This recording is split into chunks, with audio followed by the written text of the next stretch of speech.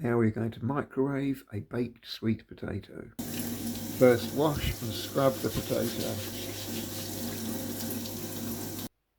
Then cut the ends off and scrape any nasty looking bits.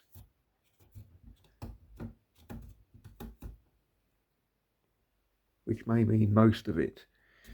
Then stab the potato all over. Then cook in the microwave. I'm guessing 4 minutes for this one. The smaller one may need 3 minutes. The bigger one may need 5 minutes. If you guess on the low side, you can then put it back in there for longer if necessary. When it comes out of the microwave, cut it open with a knife and feel it to see if it's cooked. Really, that's cooked very nicely indeed. If it had been a bit hard, put it back in the microwave for an extra minute. It's fine as it is. So you can garnish it with spice, herbs, butter, anything else you like.